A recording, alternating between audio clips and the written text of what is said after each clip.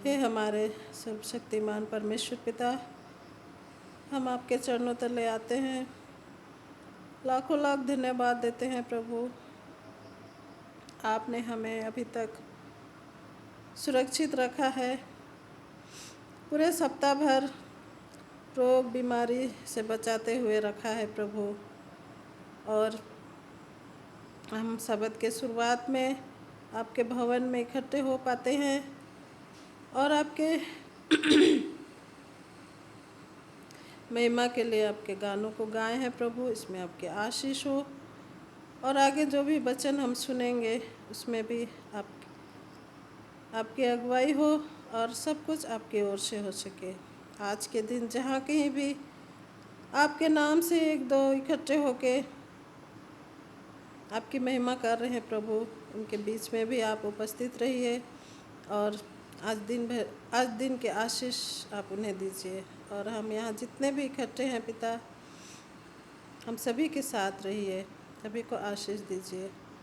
और हमारे मंडली के प्रत्येक सदस्यों के लिए मैं प्रार्थना करती हूँ पिता, अगर कोई दुख तकलीफ में है, बीमार में है, तो आप उनकी सुधि लीजिए।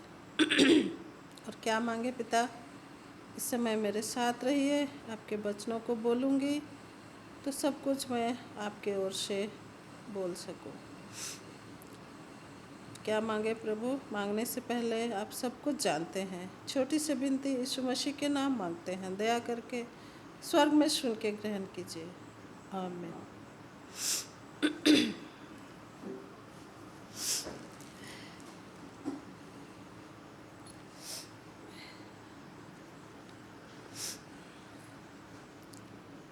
मैं फिर से ईश्वर पिता को धन्यवाद देती हूँ कि मुझे फिर से एक मौका मिला है उनके वचन को सुनाने के लिए। और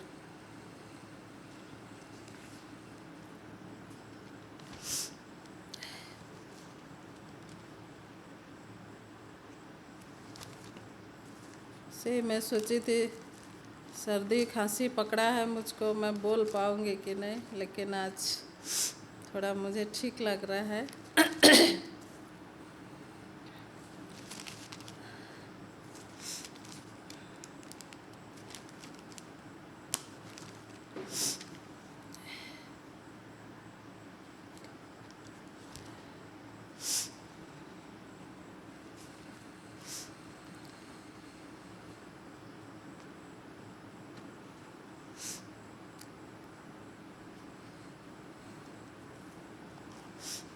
हम जब प्रार्थना करते हैं और ईश्वर से कुछ मांगते हैं तो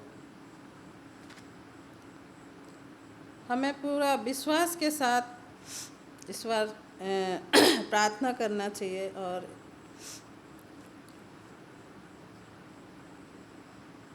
हम प्रार्थना जब करते हैं तो पूरा विश्वास के साथ करना चाहिए और हमें भरोसा रखना चाहिए ईश्वर पर कि हमें वो चीज़ हमें मिल जाएगा। और इसी तरह हम बाइबल में बहुत से ऐसा कहानी देखते हैं और जिसमें से एक है हन्ना के बारे में। हम लोग जानते हैं कि वो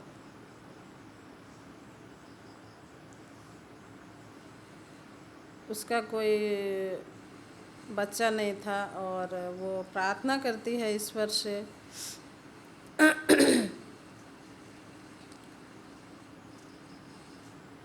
प्रार्थना करती है और ईश्वर उसे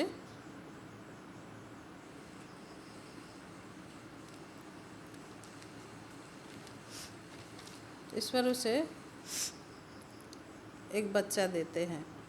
इसी तरह हम सारा के बारे में भी देखते हैं। सारा बूढ़ी हो चुकी थी लेकिन ईश्वर उसे भी बूढ़ी होने के बावजूद उसका परिवार आगे बढ़ता है, उसको भी एक ईश्वर उसे भी एक बच्चा देता है और उसके द्वारा उसका परिवार और अनगिनत बढ़ जाता है। इस तरह हम हन्ना के बारे में यहाँ देखेंगे। पहला शामिल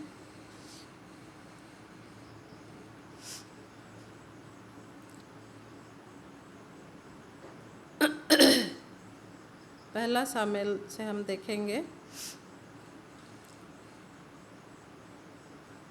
1:9 से ये देखेंगे हम। और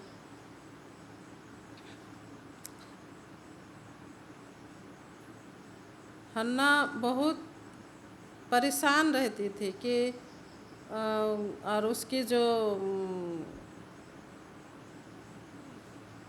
जो सौतन थी वो उसे भी बहुत परेशान करती थी कि इसका बच्चा नहीं है, और जिसके बच्चे कच्चे नहीं रहते हैं उन्हें लोग कैसा कैसा बोलते हैं और उन्हें चिढ़ाते हैं।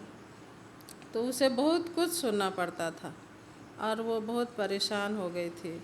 और जब यहाँ हम 9 से पढ़ेंगे, तब शीलो में खाने और पीने के बाद हन्ना उठी और यहोवा के मंदिर के चौखट के एक बाजू के पास एली याजक कुर्सी पर बैठा हुआ था। वह मन में व्याकुल होकर यहोवा से प्रार्थना करने और बिलक बिलक कर रोने लगी। हन्ना यहाँ प्रार्थना करती है ईश्वर से और उसने यह मन्नत मानी, हे सेनाओं के यहोवा, यदि तू अपनी दासी के दुख पर सचमुच दृष्टि करे और मेरी सुधि ले और अपनी दासी को भूल न जाए और अपनी दासी को पुत्र दे, तो मैं उसे उसके जीवन भर के लिए यहोवा को अर्पण करूँगी। यहाँ पर वो प्रार्थना करती है ईश्वर से और मन्नत मांगती है कि मैं, अगर ईश्वर मुझे पुत्र देगा तो मैं उसे ईश्वर की सेवा के लिए दे दूँगी। और ये प्रार्थना करती है। तब जब वह यहोवा के सामने ऐसी प्रार्थना कर रही थी, तब एली उसके मुंह की ओर ताक रहा था। हन्ना मन ही मन कह रही थी, उसके होंठ तो हिलते थे परंतु उसका शब्द न सुनाई पड़ता था। इसीलिए एली ने समझा कि वह नशे में है। तब एली ने उससे कहा, तू कब तक नशे में रहेगी? अपना नशा उतार। हन्ना ने कहा, नहीं हे मेरे प्रभु, मैं तो दुखिया हूँ। मैंने न तो दाख मधु पिया है और न मदिरा। मैंने अपने मन की बात खोल कर यहोवा से कही है। वो मन ही मन प्रार्थना करती है, लेकिन एली सोचता है कि वो दाख मधु नशा उशा की है, इसीलिए वो कुछ बड़बड़ा रही है। तब अपनी दासी को ओझी स्त्री न जान। जो कुछ मैंने अब तक कहा है वह बहुत ही शोकित होने और चिढ़ाए जाने के कारण कहा है। वो बहुत ही परेशान रहती थी कि उसे कोई बच्चा नहीं है और उसकी जो सौतन थी वो भी उसे बहुत परेशान करती थी। एली ने कहा, कुशल से चली जा, इस्राएल का परमेश्वर तुझे मनचाहा वर दे। उसने कहा, तेरी दासी तेरी दृष्टि में अनुग्रह पाए। तब वह स्त्री चली गई और वो बहुत दुखी रहती थी, खाना पीना भी नहीं खाती थी, बहुत उदास रहती थी। लेकिन जब वो प्रार्थना करती है और जो एली याजक रहता है वो कहता है कि नहीं, ईश्वर तेरी प्रार्थना को सुनेगा और वो तुझे मनचाहा वर देगा। यहाँ पर तब वह हन्ना गर्भवती हुई और समय पर उसके एक पुत्र हुआ और उसका नाम सामुएल रखा, क्योंकि वह कहने लगी, मैंने यहोवा से मांग कर इसे पाया है। हाँ, ईश्वर से वो मांगती है और ईश्वर उसे देता है। तो ये कहती है, मैंने यहोवा से मांग कर इसे पाया है। फिर यहाँ 23 से हम पढ़ेंगे, उसके पति एल्काना उससे कहा, जो तुझे भला लगे वही कर, जब तक तू उसका दूध न छुड़ाए तब तक यहीं ठहरी रह। केवल इतना हो कि यहोवा अपना वचन पूरा करे। इसीलिए वह स्त्री वहीं घर में रह गई और अपने पुत्र को दूध छूटने के समय तक उसको पिलाती रही। जब उसने दूध छुड़ाया तब वह उसके संग ले गई और 3 बछड़े और 1 एपा भर आटा और कुप्पी भर दाख मधु ले गई और उस लड़के को शीलो में यहोवा के भवन में पहुंचा दिया। उस समय वह लड़का ही था, वो छोटा बच्चा ही था, केवल दूध ही छोड़ा था। और उन्होंने बछड़ा बलि करके बालक को एली के पास पहुंचा दिया, जैसा हन्ना ने ईश्वर से प्रार्थना करके कहा था कि जब मुझे कोई बेटा होगा तो मैं आपके सेवा के लिए मैं उसे दे दूंगी। तब हन्ना ने कहा, हे मेरे प्रभु, तेरे जीवन की शपथ, हे मेरे प्रभु, मैं वही स्त्री हूँ जो तेरे पास यहीं खड़ी होकर यहोवा से प्रार्थना करती थी। यह वही बालक है जिसके लिए मैंने प्रार्थना की थी और यहोवा ने मुझे मुँह मांगा वर दिया है। इसीलिए मैं भी उसे यहोवा को अर्पण कर देती हूँ कि यह अपने जीवन भर यहोवा की ही बन के रहे। और हन्ना ईश्वर उसकी प्रार्थना को सुन के उसका जो बच्चा कच्चा नहीं था, ईश्वर उसे बच्चा देता है। और हन्ना भी जो प्रार्थना में कहती है वो करती है। और हम यहाँ देखते हैं कि हम विश्वास के साथ ईश्वर से कुछ मांगते हैं तो हमें ज़रूर मिलता है। प्रार्थना हमें उसी तरह करना चाहिए, अपना जो मन का बात है पूरी तरह से खोल के ईश्वर के सामने रख देना चाहिए, तभी ईश्वर हमारी प्रार्थनाओं को सुन के हमारी ज़रूरतों को ज़रूर पूरी करेगा। इस तरह हम देखते हैं एक नया नियम में भी हम देखते हैं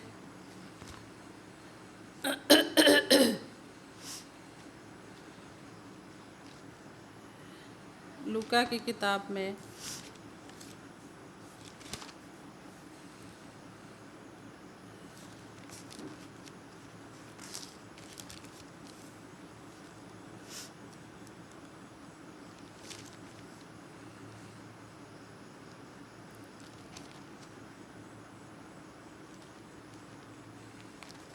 लूका 2 का हम यहाँ 36 में देखते हैं। तो यहाँ भी एक हन्नाह नामक एक औरत थी जो बहुत बूढ़ी थी, लेकिन उसका वो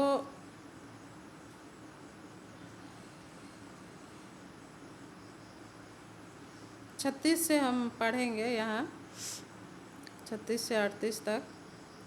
अशेर के गोत्र में से हन्नाह नामक फनुएल की बेटी एक भविष्यवक्ता थी।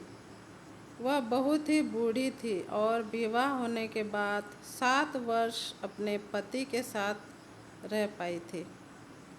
केवल 7 वर्ष ही अपने पति के साथ रही थी वो, उसके बाद वो विधवा हो गई और वह 84 वर्ष से विधवा थी और मंदिर को नहीं छोड़ती थी, वो गिरजाघर को नहीं छोड़ती थी और वो वहीं रहती थी और हमेशा वो उपवास करती, प्रार्थना करती और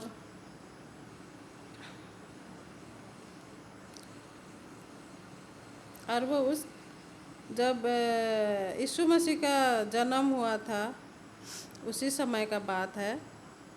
और वो हमेशा लोगों को बताती थी और वो उस घड़ी वहाँ आकर प्रभु का धन्यवाद करने लगी और उन सबों से जो यरूशलेम के छुटकारे के बाट जोहते थे उस बालक के विषय में बातें करने लगे। वो हमेशा लोगों को बताती कि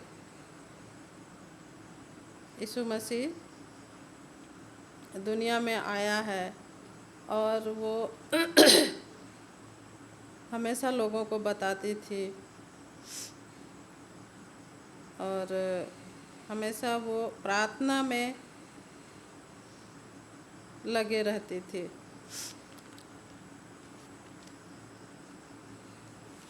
और हर समय हम कोई भी चीज़ के लिए प्रार्थना करते हैं तो हमें ईश्वर के सामने अपने मन को खोल के रखना चाहिए कि ईश्वर हमारे हर एक प्रार्थनाओं को सुने। तरह हम और एक पद देखेंगे, पहला थिस्सलुनी 5:17 में यहाँ प्रार्थना के बारे में लोग जानते हैं। निरंतर प्रार्थना में लगे रहो। यहाँ भी हम देखते हैं हर समय प्रार्थना में लगे रहो कहता है और हर बात में धन्यवाद करते रहो ईश्वर की, क्योंकि तुम्हारे लिए मसीह यीशु में परमेश्वर की यही इच्छा है। और ये पहला पत्रस में भी हम देखेंगे प्रार्थना के विषय में।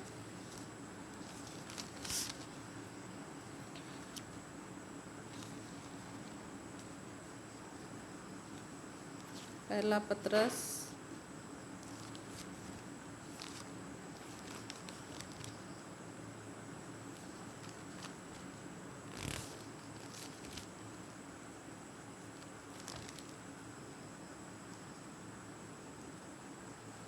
5:7 में अपनी सारी चिंता उस पर डाल दो क्योंकि उसको तुम्हारा ध्यान है। ईश्वर हमारी सारी तकलीफ़ को, सारी ज़रूरतों को और हमें क्या चाहिए वो सब चीज़ों को वो जानता है और वो सब कुछ देखता है कि हमें क्या चाहिए, क्या ज़रूरत है। और हमें ईश्वर से मांगने की ज़रूरत है कि हम दिल खोल के उससे मांगे तो वो हमें सब कुछ देगा। मैं इतने ही बोल के अंत करूँगी। ईश्वर इस वचन पर आशीष दे।